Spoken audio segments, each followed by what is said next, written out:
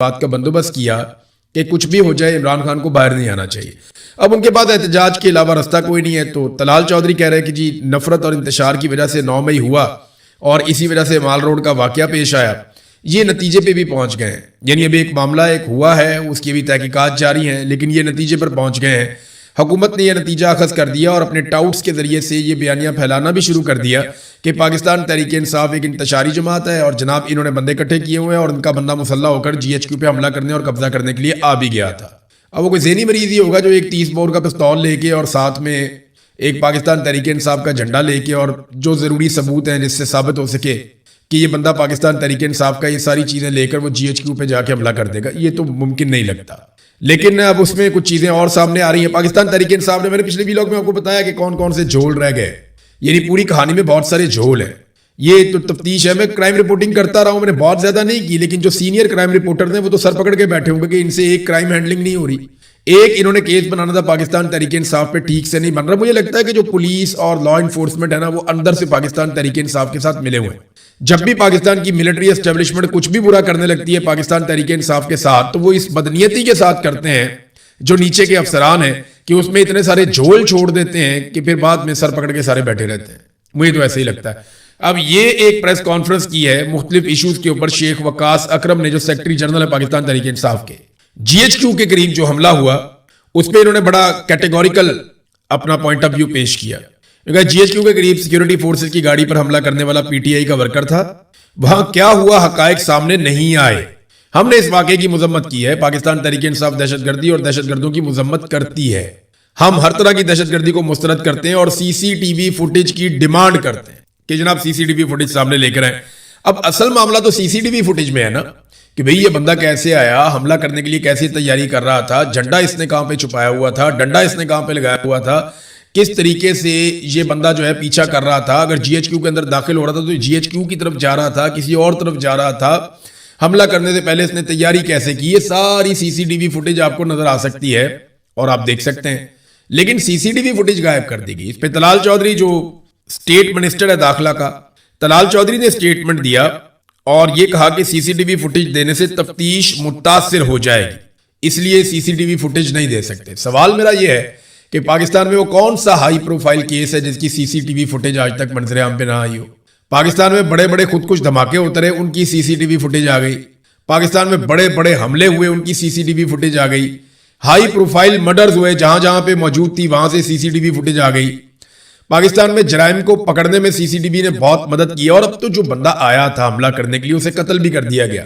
اس کے خاندان بلکہ پوری قوم کو بلا کے تفتیش بھی کر دی گئی. انہوں نے جا کے بتا دیا کہ ذہنی طور پہ نارمل نہیں تھا یہ بندہ اور یہ کمزور آدمی تھا, یہ سٹریس مینجمنٹ کا ان کا ایشو ہے, ان کی فیملی میں اور لوگوں کو بھی یہ پرابلم ہے, اور یہ سادہ بندہ تھا. تو پتہ نہیں اب وہ کس چکر میں آ گیا اور کیسے جا کے اس نے یہ اٹیک کر دیا. لیکن معاملہ یہ ہے کہ سی سی ٹی وی فوٹیج چھپانے کی ضرورت کیا ہے؟ ایسا کیا ہے جو آپ چھپانا چاہتے ہیں؟ ایسا کیا ہے جو آپ بتانا نہیں چاہتے؟ یہ بتانا چاہیے. لیکن جتنی دیر یہ چھپائیں گے اتنے سوالات اٹھیں گے. بہت ممکن ہے کہ سی سی ٹی وی فوٹیج یہ مکمل طور پہ ثابت کر دے کہ یہ شخص آیا اور اس کا پلان تھا کہ یہ جی ایچ کیو کے اوپر حملہ کرے گا اور جی ایچ کیو پہ قبضہ کرنے کے بعد عوام کو کہے گا کہ آؤ آ کر قبضہ کر لو, میں نے قابو کر لیا جی ایچ کیو کو. ہو سکتا ہے اس کے دماغ میں یہ ہو اور یہ جھنڈا لے کر جی ایچ کیو پہ گاڑنے کے لیے جا رہا ہو پی ٹی آئی کا, کہ میں پی ٹی آئی کا جھنڈا جی ایچ کیو پہ جا کے لگا دوں. بہت ممکن ہے, یہ بھی ہو سکتا ہے. لیکن سی سی ٹی وی فوٹیج دیں نا آپ, اس سے یہ بات ثابت کریں. اور اگر سی سی ٹی وی فوٹیج میں وائس ورسا کچھ اور نکل جاتا ہے کہ یہ معصوم آدمی تھا, کہیں اور جا رہا تھا, کوئی جھگڑا ہو گیا, وہاں گولی چل گئی اور اس کے اندر یہ مارا گیا, تو یہ ایک الگ ہی کہانی نکل آئے گی. تو ہم کچھ کہہ نہیں سکتے کیونکہ ہم وہاں موجود نہیں ہیں. لیکن طلال چودھری کہہ سکتے ہیں کیونکہ وہ بلا وجہ کہنے کی ان کو عادت ہے, وہ تو پروپیگنڈے کے لیے کوئی چیز ڈھونڈتے ہیں.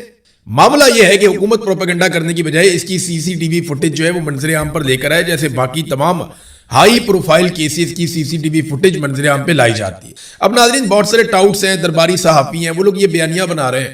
زیادہ تر جو اسٹیبلشمنٹ کے قریب سمجھے جاتے ہیں جرنلسٹ, وہ یہ بیانیہ بنا رہے ہیں کہ جناب حکومت سے معیشت نہیں چل رہی, حکومت نظام کو نہیں چلا پا رہی, عوام بہت ناراض ہے, حکومت سیاست بھی نہیں کر پا رہی, لہذا اسٹیبلشمنٹ حکومت کو فارغ کر دے گی.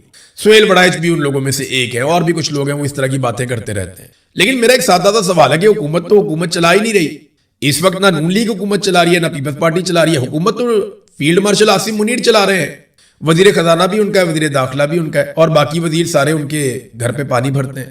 وزیر اعظم بھی ان کا ہے, وہ ہاتھ سے پکڑ کے تو وزیر اعظم کو چلاتا ہے, چاہے خانہ کعبہ میں کیوں نہ ہو, چابی والا وزیر اعظم ملا ہوا ہے. تو आसिम मुनीर की रिस्पॉन्सिबिलिटी है, अगर पाकिस्तान नहीं चल रहा, पाकिस्तान की मईशत नहीं चल रही, पाकिस्तान के हालात बदतरीन हो रहे हैं, दहशतगर्दी बढ़ रही है, तो ये रिस्पॉन्सिबिलिटी आसिम मुनीर साहब की है। तो इस मर्तबा हुकूमत को घर भेजने से बेहतर है कि एस्टेब्लिशमेंट अपने गिरेबान में झांके और उन लोगों को घर भेजे जो एस्टेब्लिशमेंट की जानिब से बैठ के हुकूमत चला रहे हैं। रिस्पॉन्सिबिलिटी तो उनकी है। इस मर्तबा मलबा दूसरी तरफ डलना चाहिए।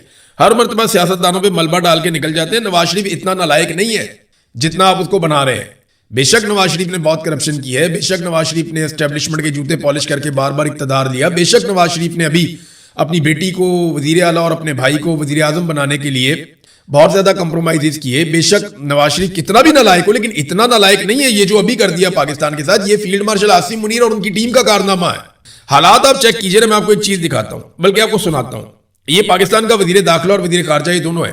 ये दोनों ने टोपियां पहनी हुई हैं और कौम को टोपी पहना रहे हैं। ये एक वजीर खारजा है पाकिस्तान का और एक वजीर दाखिला है पाकिस्तान का। इसहाक डार जो नवाज शरीफ का दायां बाजू है और मोहसिन नकवी जो आसिम मुनीर का राइट हैंड है। अब इन दोनों की बातें आप सुने जरा। दोनों ने टोपियां पहनी हुई हैं और दाता दरबार पे खड़े होकर क्या कह रहे हैं, जरा इनकी बात सुने आप। अल्लाह ताला ने और अपने बुजुर्गान दीन ने मोहसिन नकवी साहब से ये काम लिया। मैं इस हवाले से दिल के गहराइयों से इनको मुबारकबाद पेश करता हूँ। एक चीज और ऐड कर लें कि आज से हमने ऑनलाइन नजराना भी शुरू कर दिया है कि अगर कोई शख्स लंदन बैठा है, अमेरिका बैठा है या पाकिस्तान से बाहर है या पाकिस्तान के अंदर, वो ऑनलाइन देख भी दे सकता है, चादर भी चढ़ा सकता है उसको। ऑनलाइन नजराना शुरू कर दिया, ये पाकिस्तान का वजीर दाखिला बता रहा है और वजीर खारजा कह रहा है कि ये सआदत अल्लाह ताला ने और बुजुर्गान दीन ने ये काम जो है वो हमारे वजीर दाखिला से लिया है। वो कह रहे हैं जी मैं इसमें ऐड कर देता हूँ कि हम ऑनलाइन आप नजराना भी भेज सकते हैं। बरतानिया में, अमेरिका में, दुनिया में कहीं भी आप बैठे हुए वहां से आप चादरें भी चढ़ा सकते हैं ऑनलाइन, और ऑनलाइन आप देखे भी चढ़ा सकते हैं। आप अंदाजा करें, ये पाकिस्तान का एक वजीर खारजा है, एक वजीर दाखिला है। वजीर खारजा वो है जिसके नवासे ने अभी पाकिस्तान का नाम रोशन किया, 2 गैर मुल्की खवातीन को बुलाकर उनका रेप करवाया, उनके साथ जुल्म और ज्यादती की, उनके साथ जबर किया और पाकिस्तान को पूरी दुनिया में बदनाम किया। वजीर दाखिला वो है जिसका SHO ही नहीं मिल रहा, जिस SHO ने सारे दहशतगर्दों को अकेले मार देना था। वो टार्जन मिल ही नहीं रहा, वो किधर गया SHO जिसको ये लेकर आए थे और उससे उन्होंने बड़े कारनामे करवाने थे। बहरहाल ये वजीर दाखिला, ये वजीर खारजा और ये आसिम मुनीर की टीम, और ये चला रहे हैं जनाब मुल्क। तो मुल्क का तो यही हाल होना था।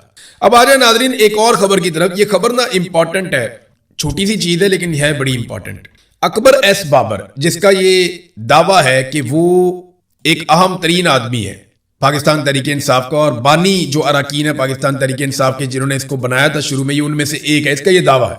और इसी आदमी ने केस किया फॉरेन फंडिंग का भी, और इसी आदमी ने केस किया पाकिस्तान तहरीक इंसाफ के ऊपर जो इलेक्शन है उसके बारे में भी। और इसी आदमी की वजह से काजी फायद ईसा को यह मौका मिला कि उसने पाकिस्तान तहरीक इंसाफ से सिकंदर सुल्तान राजा के साथ मिलकर बल्ले का निशान छीन लिया। ये पाकिस्तान के बहुत बड़े बड़े मुजरिम हैं, इन्होंने बहुत तबाही फेरी। अचानक से अकबर एस बाबर ने एक स्टेटमेंट दिया और उसने ये कहा कि इमरान खान का मुझे जेल से पैगाम आया कि जब भी जेल से बाहर आया तो सबसे पहले आपके घर आऊंगा। अब ये मुझे समझ नहीं आ रही कि ये इन्होंने क्यों कहा। देखें, जेल से इमरान खान का पैगाम वैसे तो रुका हुआ है, लेकिन अकबर एस बाबर को मिलता है कि जेल से बाहर आकर सबसे पहले आपके घर आऊंगा और वो अपने इख्तलाफात इमरान खान साहब से दूर करें। क्या वजह क्या है, इनको क्या मालूमात मिली है या क्या शक इनको गुजरा है? क्योंकि अकबर एस बाबर उन लोगों में से एक है जिसकी नस्लों को पाकिस्तानी माफ नहीं करेंगे। जो पाकिस्तान के अंदर जुल्म और बर्बरियत की बुनियाद रखी गई, उस बुनियाद के रखने में ऐसा दिखाई देता है कि एस्टेब्लिशमेंट जो जो चाहती थी वो मवाद अकबर एस बाबर ने प्रोवाइड किया। यानी इन्होंने वो ग्राउंड बनाकर दी जिस ग्राउंड के ऊपर पाकिस्तान तहरीक इंसाफ को बहुत बड़े बड़े धचके लगे। पाकिस्तान तहरीक इंसाफ इनको ओन नहीं करती, आप दुनिया में जहां मर्जी ले जाएं, तहरीक इंसाफ इस आदमी को मुंह भी नहीं लगाती, लेकिन ये तहरीक इंसाफ का मामा बन गया और इसने हर जगह के ऊपर केसेस किए, दरखास्तें दी, और इसकी दरखास्तों की बुनियाद के ऊपर पाकिस्तान तहरीक इंसाफ को नाकाबिले तलाफी नुकसान पहुंचा। अब लोग इससे नफरत करते हैं पाकिस्तान में, मैं आपको कैटेगोरिकली कह रहा हूं, इसको आप ले जाए पाकिस्तान में जहां मर्जी ले जाए, लोग इससे बहुत नफरत करते हैं पाकिस्तान में। इसे ऐसी क्या मालूमात मिली कि अब ये उस नफरत से बचना चाहता है और भागना चाहता है। देखिए, इमरान खान साहब की जेल में तबीयत के हवाले से अलग अलग किस्म की खबरें आती हैं, फिर एक ऐसी खबर दी जाती है, अफवाह उड़ाई जाती है कि खुदा न खास्ता इमरान खान को कुछ हो गया। अब ऐसे माहौल में अकबर एस बाबर अपने आप को क्यों इमरान खान का हमदर्द और इमरान खान को क्यों अपना करीबी साथी साबित करना चाहता है, मैं इस बात को यहां पे छोड़ रहा हूं। क्योंकि जो कुछ आजकल हो रहा है ना, जिस तरह सुहेल बड़ाइच ने पैंतरा बदला है, जिस तरह कुछ और लोगों ने पैंतरा बदला है, इसी तरह ये जो अकबर एस बाबर ने किया, ये सारी चीजें अगर आप प्लस माइनस करके देखें तो कोई पिक्चर अच्छी नहीं बन रही। और इमरान खान साहब की मुलाकातें लगातार उनकी फैमिली से बंद की गई हैं। तो क्या इससे फर्क पड़ता है कि अगर एक मुलाकात करवाई जाए और वो उनकी सेहत के हवाले से मुकम्मल इत्मीनान करके आए, तो मुलाकातें तो बिल्कुल ही बंद है। नाज़रीन, स्ट्रीट मूवमेंट जो है वो चल रही है, लेकिन उसके आगाज से पहले जमरूद बाजार को बंद कर दिया गया, पुलिस ने वहां पे बाजार बंद करवाया। मेरा सवाल यह है कि ये कौन सी स्ट्रीट मूवमेंट है जिसमें बाजार बंद करवाया जाता है? भाई बाजार तो खुले होते हैं। स्ट्रीट मूवमेंट ये नहीं है कि आपने जलसा करना है या किसी जगह पे आपने रैली निकालनी, वो नहीं है स्ट्रीट मूवमेंट। वो एक पॉलिटिकल एक्टिविटी है अलग तरह की, उससे मोमेंटम बनता है, मोटिवेशन मिलता है। स्ट्रीट मूवमेंट कहते हैं कि हर गली मोहल्ले में आप पहुंचे, हर दरवाजे को आप दस्तक दें, हर शख्स तक अपने पैगाम को लेकर जाएं, हजारों नौजवानों की टीमें बनाएं, एक एक नौजवान 1,000, 500 लोगों को जाकर टच करे, लोगों की मेंबरशिप ली जाए, बड़े पैमाने पे लोगों को इकट्ठा किया जाए, उन्हें कायल किया जाए, और फिर जिस दिन आपने निकलना है हर तरफ से आवाम का सैलाब निकले। This is called street movement. Imran Khan साहब ने एक काम शुरू किया था, मेंबरशिप कैंपेन, जब वो करना चाह रहे थे और पैगाम भेजना चाह रहे थे घर घर 2023 से पहले, तो वो बहुत काम भी आया था इमरान खान साहब के। बहुत सारे लोगों ने अपनी कारकर्दगी इंटरनेट पे डाली हुई थी, बकायदा वो उसकी एक इमरान खान साहब ने पोर्टल बनाया हुआ था जिसमें डिटेल्स आती थी कि किसने कितना डाटा फीड किया है, पहले, दूसरे, तीसरे नंबर पे कौन है, किस जिले में कौन आगे जा रहा है। तो स्ट्रीट मूवमेंट बिल्कुल एक अलग चीज है, लेकिन ये स्ट्रीट मूवमेंट के नाम के ऊपर अलग अलग किस्म की एक्टिविटीज करते हैं और फिर वो क्लेम किया जाता है कि ये भी स्ट्रीट मूवमेंट है। नाज़रीन, एक चीज मैं आपके साथ शेयर करता हूं, ये कायम अली शाह साहब, साबिक वजीर आला पीपल्स पार्टी के सिंध के, और इनके कारनामे आप सब अच्छी तरह जानते हैं, जरदारी खानदान के बड़े चहीते हैं। उनकी एक बेटी है साहबजादी, वो जनाब डॉक्टर निगत शाह उनका नाम है, एक बेटी इनकी एमएनए भी रही। साबिक वज़ीर आला सिंध कायम अली शाह की साहबजादी और जिना सिंध मेडिकल यूनिवर्सिटी की प्रोफेसर डॉक्टर निगत शाह को रिटायर होने से महज एक दिन पहले, यानी वो रिटायर हो रही है, रिटायरमेंट से सिर्फ एक दिन पहले, रिटायर हो जाती है ना तो फिर फारग हो जाती है, नया कॉन्ट्रैक्ट करना पड़ता, लेकिन रिटायर होने से सिर्फ एक दिन पहले सूबाई काबीना के फैसले की रोशनी में 3 बरस के लिए प्रोफेसर मुकर्रर करने की हदायत जारी कर दी गई। और इस सिलसिले में सेक्रेटरी बोर्ड और जामियात अब्बास बलोच ने बाकायदा नोटिफिकेशन भी जारी कर दिया। ये खबर जनाब दी है सैयद मोहम्मद अस्करी ने। आप अंदाजा करें कि इनका पेट ही नहीं भरता, यानी रिटायरमेंट हो गई, ठीक है, अब आप अपने घर जाइए, कोई भी रिटायर नहीं होना चाहता इस मुल्क में। कायम अली शाह साहब तो रिटायर होना ही नहीं चाहते थे, इतने बुढ़े आदमी थे कि जुल्फिकार जी भुट्टो से भी सीनियर थे। भुट्टो शहीद हो गए, लेकिन उसके बाद भी ये बार बार वजीर आला बने। अब ये जो कायम अली शाह साहब हैं, इनकी बेटी जो है वो भी रिटायर नहीं होना चाहती, निगत साहिबा। वो रिटायरमेंट से एक दिन पहले सिंध की काबीना ने फैसला किया और उस फैसले की रोशनी में इनको 3 साल के लिए दोबारा से इजाजत मिल गई। अब आप अंदाजा करें कि ये है सूरत हाल पाकिस्तान में निज़ाम तालीम की। एक और खबर है नाज़रीन, और वो खबर है बिजली के बारे में। इस सोलर की जो बिजली है, जो लोगों ने सोलर लगाए हुए हैं, उनसे जो बिजली है वो खरीदने का जो फैसला किया गया और बेचने का जो फैसला किया गया, वो 2 लाइनों में है क्या। हुकूमत करेगी पता क्या कि सस्ती बिजली सार्फिन से खरीदेगी, जो आम लोग सोलर जिन्होंने लगाया हुआ है। नेट मीटरिंग वाले जो लोग हैं उनसे 25 रुपए फी यूनिट लिया जाएगा, जबकि जो नेट बिलिंग वाले सार्फिन है, जो नई पॉलिसी आई है उसके तहत 8 रुपए फी यूनिट बिजली खरीदी जाएगी। यानी 8 रुपए की आपसे बिजली खरीदेंगे और आपको बेचेंगे रात के वक्त 50 रुपए फी यूनिट। और जो थोड़े बहुत नेट मीटरिंग वाले थे पुराने, उनसे 25 रुपए की खरीदेंगे और उनको बेचेंगे वापस 50 रुपए फी यूनिट।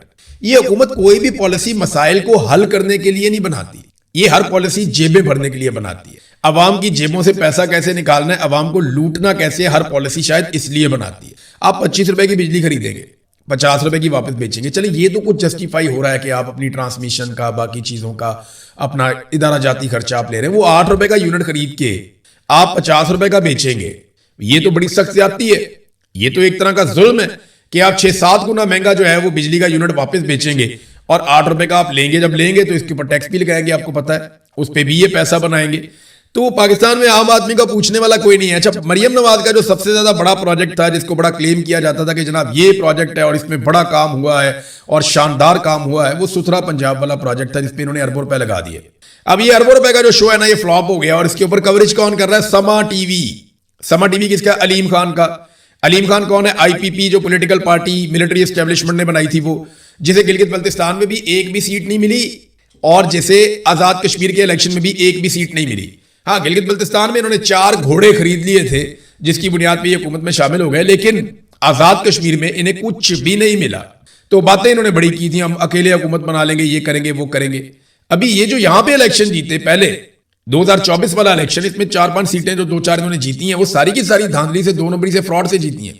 فارم 47 والی سیٹیں سلمان اکرم راجہ نے 1,00,000 ووٹوں سے شکست دی تھی اون چودھری کو, اور اون چودھری کو نواز شریف نے خود بھی ووٹ دیا تھا, پھر بھی نہیں وہ جیت رہا تھا, ایسی منوست پڑی ہوئی تھی. لیکن بعد میں فارم 47 جاری کر دیا گیا.